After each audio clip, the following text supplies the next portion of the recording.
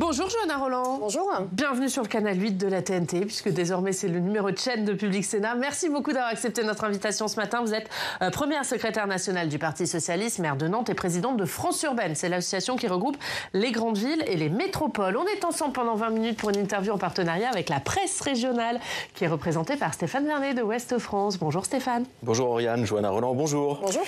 On va évidemment commencer en parlant du Parti Socialiste. C'est l'actualité de la nuit. Et donc Olivier Faure, qui a été réélu à la tête du Parti Socialiste. Vous souteniez, vous, Olivier Faure, face à Nicolas Mayer-Rossignol. Il a été réélu, mais avec un résultat très serré, moins de 51% des voix.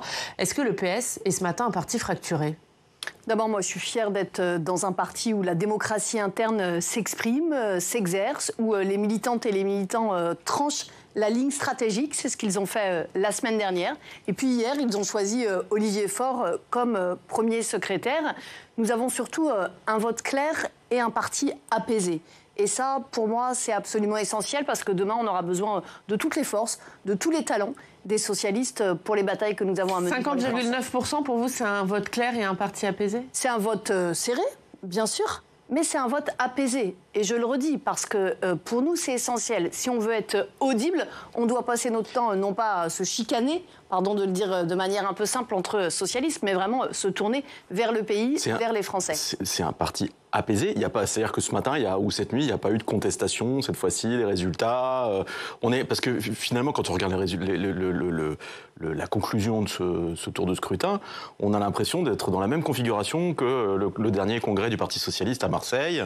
Oui, avec à un nouveau psychodrame. Avec cette évolution que vous avez vous-même soulignée à l'instant, c'est que non, cette fois, il n'y a pas de psychodrame. Les choses ont été posées de manière claire, de manière partagée. Nicolas Mayer-Rossignol, que je veux saluer sur votre plateau ce matin, je veux saluer son engagement, sa pugnacité aussi dans cette bataille, a reconnu hier soir les résultats pour toute la famille socialiste. Enfin, il les a reconnus tôt ce matin, on va dire. Non, il les a reconnus... Parce que dans la nuit, ils étaient plutôt... Non, il les a reconnus...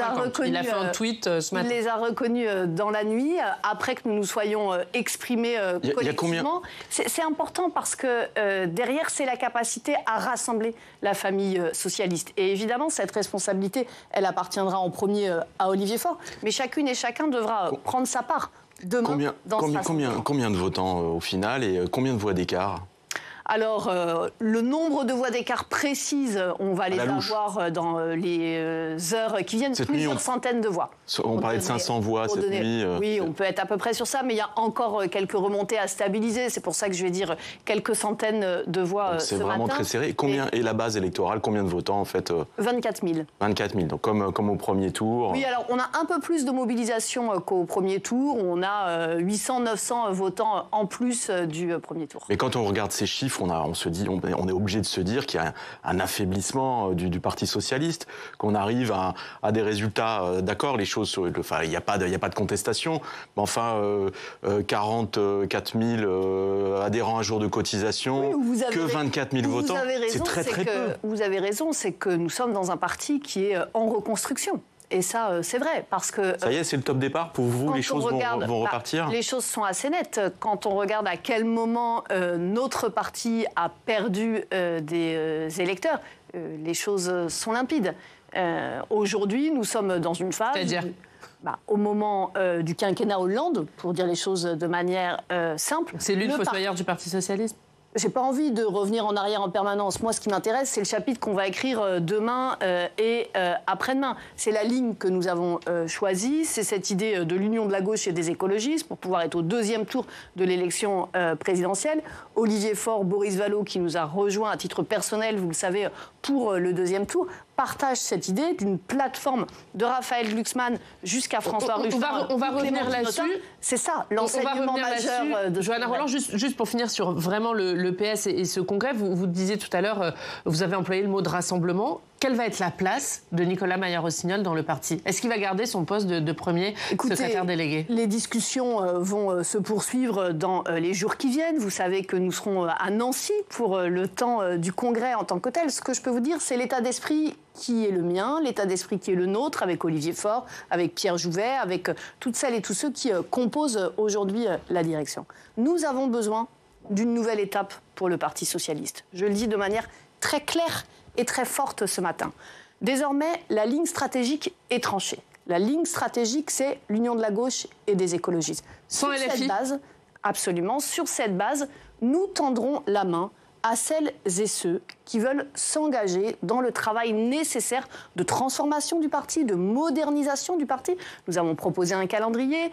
Dès le mois de juillet, nous proposons d'entamer les discussions. Mais juste, pardon, dans le parti, ça veut dire que vous dites ce matin, Nicolas Maillard-Rossignol, qu'il a vocation à garder sa place dans le parti de premier secrétaire délégué ? Je ne me positionne pas sur tel ou tel poste, puisque, je le dis, les discussions vont se poursuivre. Non, mais c'était un peu symbolique, ça montrait la fracture, et c'était l'accord qui avait été trouvé. Est-ce qu'il en sera de même ? Je dis ce matin que nous tendons la main à tous les socialistes, parce que notre famille a besoin de toutes ses forces, de tous ses talents, sur une ligne stratégique qui est une ligne de clarté. Et quelle place pour Boris Vallaud ? Mes mots d'ordre, c'est la clarté et le rassemblement. Quelle place pour Boris Vallaud, qui, on le dit, a appelé à titre personnel à voter Olivier Faure. Vous le savez, Boris a beaucoup porté dans ce congrès, notamment l'idée d'un nouveau journal, l'idée d'un institut de formation. J'ai confiance dans notre capacité collective à mettre en œuvre ces outils qu'il a proposés. Et évidemment, je ne doute pas qu'il saura les piloter avec le talent qu'on lui connaît. Et quand vous dites, maintenant il s'agit d'appeler tous les socialistes au rassemblement, vous avez la crainte qu'il y ait un certain nombre de grands élus ou de figures du parti qui, suite à ce résultat, fassent sécession ? Je ne crois pas. Sincèrement. Même avec un résultat 50-50 Je ne crois pas, sincèrement. On verra dans les jours qui viennent. Ou dans les heures qui viennent, ça peut se jouer très vite. Hier soir, cette nuit, ce matin encore, c'était l'esprit de responsabilité qui prévalait au Parti socialiste. Chez tout le monde. Et moi, le Parti socialiste que j'aime, c'est celui-là. Celui où on est capable de débattre, parfois de manière un peu vive. Vous le savez, on est comme ça chez les socialistes.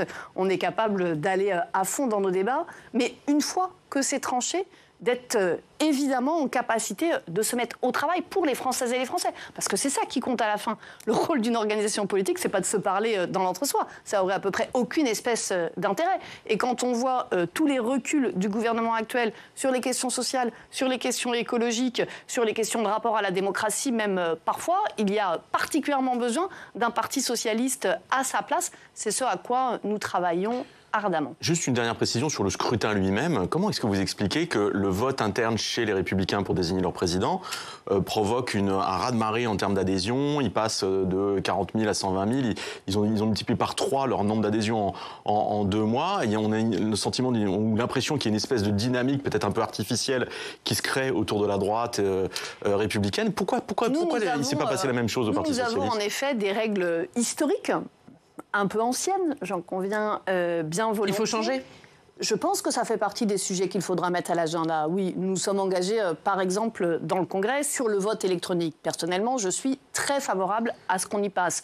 Il faut qu'on gagne. C'était pas le cas déjà la dernière fois? Il n'était pas question que le vote électronique soit appliqué cette fois-ci? Aujourd'hui, les choses ont été posées dans les textes d'orientation. Ça nous permet d'avoir une base de contrat. Donc ce sera pour la prochaine fois. Engage cette modernisation, cette transformation. Quand je dis tout à l'heure, nous ouvrons une nouvelle étape pour le parti, c'est pas une formule. Et permettre aux gens d'adhérer jusqu'à...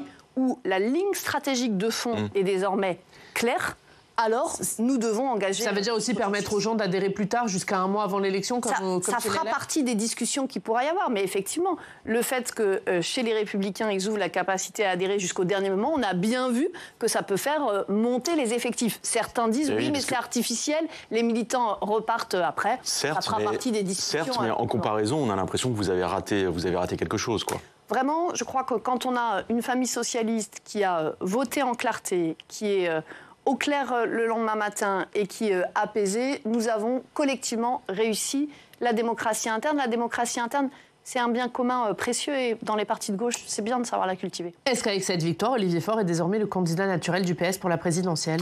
Non, il l'a dit clairement que ce moment était prématuré. Nous avons même indiqué un calendrier. Notre calendrier, ce sera après les municipales. On va faire les choses par étapes. Les municipales, pour les socialistes, ça va être un temps décisif. Et c'est aussi pour ça que je tends la main, que nous tendons la main ce matin à toutes celles et tous ceux qui veulent poursuivre cette nouvelle étape du Parti socialiste. Parce que pour les municipales, dans les villes comme dans les villages, nous aurons besoin de toutes nos forces. au lendemain des municipales, viendra en effet le temps de la désignation de notre candidat ou de notre candidate pour l'élection présidentielle. Essayons de faire les choses avec méthode si on veut gagner en efficacité. Par contre, les négociations vont commencer très très vite. Il y a l'appel de Lucie Castet à une grande réunion dès le début du mois de juillet, le 2 juillet. Qui participera, qui sera autour de la table, vous savez déjà? Écoutez, nous allons en échanger. Vous le savez, ces discussions existent depuis plusieurs mois, depuis plusieurs semaines. J'y participe de manière très active avec Olivier Faure, avec Boris Vallaud. Nous allons poursuivre ça. Pourquoi? Notre sujet, il est clair.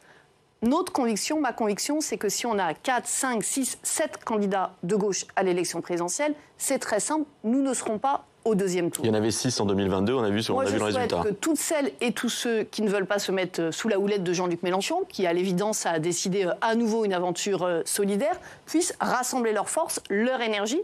Et vous le savez, un sondage est sorti et démontre que si nous sommes capables de construire ce chemin commun, alors la gauche peut être au deuxième tour et la gauche peut proposer un réel espoir. Et moi, j'ai une pensée ce matin, notamment pour les classes moyennes de ce pays, les plus modestes. On va peut-être parler de l'actualité récente.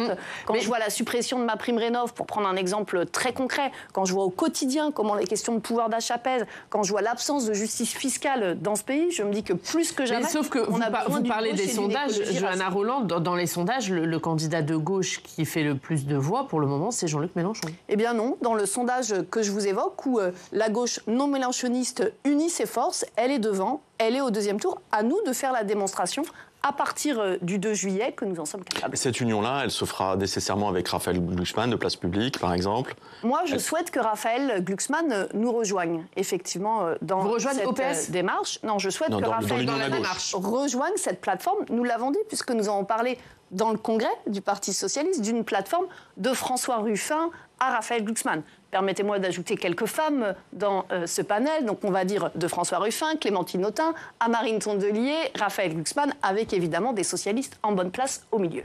Mais est-ce que Raphaël Glucksmann, c'est pas votre meilleur candidat pour la présidentielle?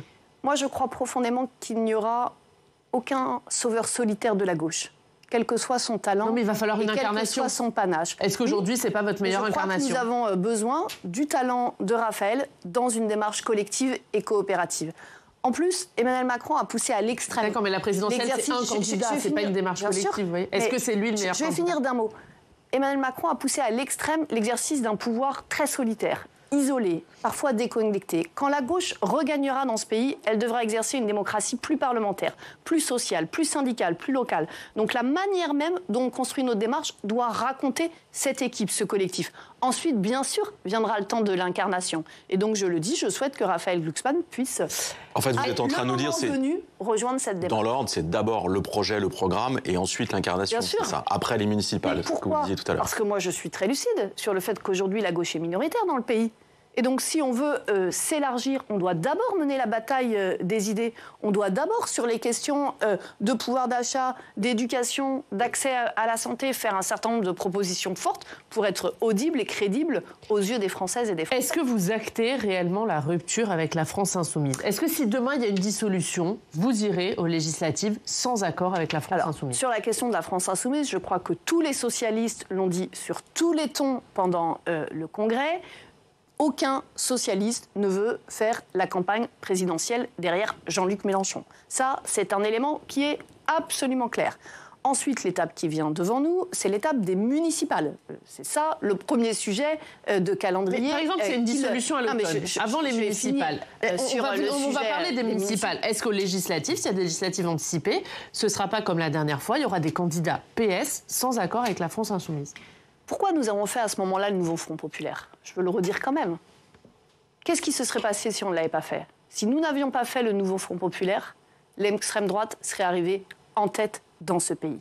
Donc, moi, je ne me trompe pas de combat et de hiérarchisation. Quand il y a un risque, dans telle ou telle circonscription, que l'extrême droite soit en tête, alors oui, je crois que la gauche doit se rassembler. Toujours. Donc il y aura, le risque de l'extrême droite, il risque d'être le même s'il y a des législatives dans quelques semaines. Je vous redis qu'il n'y a aucun accord. Donc ça veut dire qu'il y aura de nouveau des accords. Je vous redis qu'il n'y a aucun accord global qui est aujourd'hui possible. Donc il n'y aura plus de NFP. Et qu'ensuite, au cas par cas, sur un certain nombre, soit de circonscriptions, soit de municipales. Si le Rassemblement national risque de l'emporter, oui, il y aura une discussion collective. Y compris pour les municipales, parce que, excusez-moi de vous le dire, mais on voit bien que la France insoumise, elle est partie toute seule sur les municipales, sans se préoccuper d'union. Elle se prépare, elle présentera ses listes, ses candidats toute seule. Tout à fait clair, il n'y aura pas d'accord global avec la France insoumise sur les municipales. Mais pas d'accord global, mais il peut y avoir des accords locaux. C'est ça que vous êtes en train de nous dire. Ce que je dis, c'est que, prenons un exemple concret. Un petit village, 1000 votants, où aujourd'hui, vous avez une liste de rassemblement de la gauche qui, parfois, est sans étiquette, qui, parfois, mélange des socialistes, des communistes, des acteurs citoyens, des LFI, et qui savent que dans ce petit village, c'est la seule manière de battre le Rassemblement national. Eh bien, le parti qui est le nôtre, il ne caporalise pas de Paris. Il ne dit pas de Paris, dans votre petit village que je ne connais pas, vous êtes les mieux placés. En revanche, je le redis, il n'y a pas un socialiste qui veut faire la campagne de Jean-Luc Mélenchon à l'élection présidentielle. Il n'y aura pas d'accord global avec la France insoumise. Mais là, vous parlez des petits villages. Puisque vous présidez France urbaine, est-ce que dans des métropoles ou dans des grandes villes, il peut y avoir des accords locaux avec la France insoumise? Et il y a aujourd'hui des situations très différentes. On a tendance à l'oublier. Regardez, prenez Lyon ou Villeurbanne. Il y a des élus de la France insoumise dans les équipes municipales.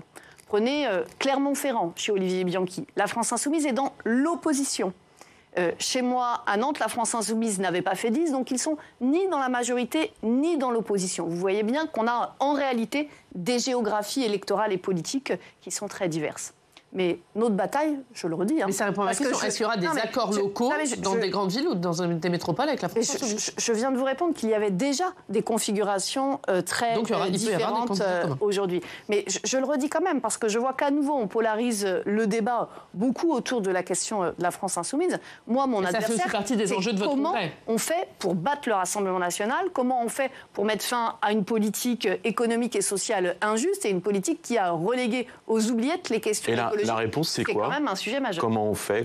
Comment la gauche, unie ou pas unie, mais comment la gauche peut prétendre gagner les municipales en 2026 et la présidentielle en 2027? C'est quoi les points clés au moment où on se parle pour vous? D'abord, sur les municipales, je signale que la gauche est en bonne place. Quand on regarde aujourd'hui les grandes villes de ce pays, la gauche telle que je la décris, cette gauche unie, qui va de Raphaël Glucksmann à François Ruffin, donc avec les villes socialistes, les villes écologistes, et en réalité, et heureusement, je vais vous dire, celle qui est majoritaire dans grand nombre de villes du pays. Pourquoi heureusement? Parce que pendant que la droite est en train de reléguer aux calanques lointaines les questions écologiques, que ce soit à l'échelle européenne, nationale ou parfois à l'échelle régionale, nos villes continuent d'être actives. Vous avez raison. Ça devient vraiment des territoires de résistance. Vous avez raison pour les villes et où le Parti socialiste et où la gauche a des positions à défendre. Mais quid des campagnes, des petites villes où par capillarité, le Rassemblement national ne cesse de progresser depuis des années? Est-ce que vous n'avez pas peur qu'il y ait un effet de seuil cette fois-ci, en 2026, et qui est une forte poussée de candidats sans étiquette, etc., ou Rassemblement national, qui se traduisent derrière de deux façons. Un, une bascule des communautés de communes ou d'agglomérations, et deux, l'élection de sénateurs en 2026 Vous avez absolument raison. Au Sénat. Vous avez absolument raison. Personnellement, c'est un risque que je regarde avec beaucoup de sérieux, et ma conviction, c'est que une des manières de lutter contre ça, c'est d'abord de répondre aux préoccupations concrètes des Françaises et des Français. Ces Français, ils nous disent quoi? Qu'ils ont parfois l'impression d'être des citoyens relégués dans des zones de la République qui sont moins considérées. Ils nous disent quoi? Que quand ils n'ont pas d'accès à un médecin, ce qui est le cas dans les campagnes, mais aussi dans les quartiers populaires, parce qu'il y a plus de points communs entre nos bourgs et nos tours, pour reprendre une expression maintenant. Il y a une enquête, une étude de l'IFOP qui est sortie avant-hier sur ce sujet-là. Bien sûr, c'est le même sentiment de relégation de la République. Donc la première réponse, c'est de travailler sur le fond, c'est de travailler sur les contenus, sur les enjeux de sécurité, sur les enjeux d'accès à la santé, sur les enjeux d'aménagement du territoire quand même. Ça fait combien d'années qu'il n'y a pas eu une politique et une nouvelle étape ambitieuse en matière d'aménagement du territoire dans ce pays? Et ça, c'est des choses que les Françaises et les Français nous disent avec beaucoup de force. On termine par quelques questions d'actualité. Ce qui s'est passé hier à l'Assemblée sur les retraites, Stéphane. Oui, pendant la niche du Parti communiste, en fait, il y a eu un vote d'une résolution pour demander l'abrogation de la réforme des retraites, qui a été votée par l'ensemble de la gauche. unis pour le coup, plus les voix du Rassemblement national, avec la menace qui se profile d'une nouvelle censure possible du gouvernement Bayrou à la mi-juin, une fois que le conclave sera censé être arrivé, des retraites, sera censé arriver à terme. Est-ce que les socialistes voteront la chute du gouvernement Bayrou dans le courant du mois ? Permettez-moi d'abord de dire que ce qui s'est passé à l'occasion de la niche communiste a donné effectivement un signal important.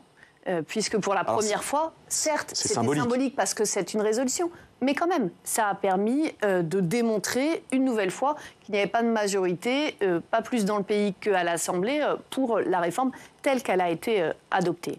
Ça, on le sait depuis longtemps. Nous, socialistes, nous avons dit une chose très claire.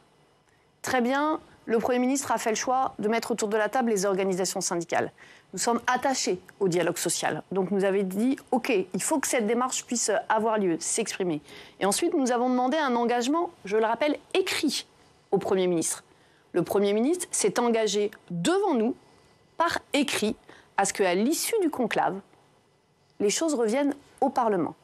Évidemment, je le dis très tranquillement, mais très fermement ce matin sur votre plateau, évidemment que si d'aventure cet engagement écrit du Premier ministre n'était pas tenu, alors oui, la censure serait à l'agenda. C'est une question de respect de l'autorité et de la parole donnée. Sauf que le gouvernement ou le Premier ministre vous diront que le respect de la parole donnée se traduira par l'insertion dans les textes budgétaires et notamment le projet de loi de financement de la sécurité sociale, le PLFSS prochain, des points qui seront débattus par... Non mais est-ce que ça correspond à l'engagement qui a été pris pour vous ou c'est une entourloupe ? Le gouvernement ne peut pas financer. Les choses ont été dites publiquement et écrites. Après le conclave, retour au Parlement. C'est pour nous un point. Mais est-ce que vous demandez un référendum ? Est-ce qu'après le vote d'hier, vous demandez un référendum ? Nous demandons d'abord le retour au Parlement. C'est l'engagement qui a été pris. C'est l'accord passé entre le Premier ministre et les socialistes, qui, je le rappelle, ont fait preuve à cette étape-là d'un sens du pays, d'un sens des responsabilités particulièrement aigu. Alors si ceux avec qui on passe des compromis républicains ne sont pas respectés ensuite dans la parole donnée, évidemment c'est une difficulté. Clairement. Et on saura à ce moment-là faire respecter la voix qui est la nôtre. Très clairement, vous demandez à ce qu'il y ait un texte spécifique sur les retraites qui soit présenté à l'Assemblée. Nous demandons à ce que ce qui sort du conclave puisse être en tant que tel présenté à l'Assemblée. Mais si c'est dans le PLFSS, c'est un... Je ne vais pas rentrer trop dans le détail, mais nous nous méfions, pour dire les choses là aussi de manière directe, de quelque chose qui découperait tellement les éléments qu'on y perdrait le sens. Le problème de cette réforme, c'est qu'elle était injuste, je le rappelle, pour les plus modestes, pour les femmes, et qu'elle ne valorisait pas suffisamment en compte le différentiel en termes de pénibilité. Vous voyez bien que si vous découpez tout cela en menus morceaux, la clarté n'est pas de mise, et je crois que sur ce sujet, on a grand besoin de clarté. Un dernier mot, puisqu'on a vu ces derniers jours, alors il y a eu la suspension de MaPrimeRénov', qui est une suspension. Le gouvernement dit que ça reviendra dans les prochains mois. Il y a eu un vote à l'Assemblée pour supprimer les ZFE. Il y a eu un vote au Parlement sur la loi du plomb, qui réintroduit en partie les néonicotinoïdes. Il y a eu une décision qui relance le chantier de la 69 entre Castres et Toulouse. Est-ce qu'on est sur des reculs de l'écologie pour vous ? Totalement. Moi, je suis effarée, vraiment, de voir la multiplication de décisions qui, en vérité, nous font faire un bond en arrière. Je ne sais pas si tout le monde mesure que sur les 15 derniers jours, là, en vérité, on a pris 4 ans, 6 ans, 8 ans dans la vue en termes de recul pour l'écologie. Ce sujet ne devrait pas scandaliser que les écologistes dans ce pays. Il devrait scandaliser toutes celles et tous ceux qui ont bien conscience que la planète qu'on va laisser à nos enfants et nos petits-enfants, c'est pas un sujet négociable, c'est pas un sujet variable, c'est un sujet impératif.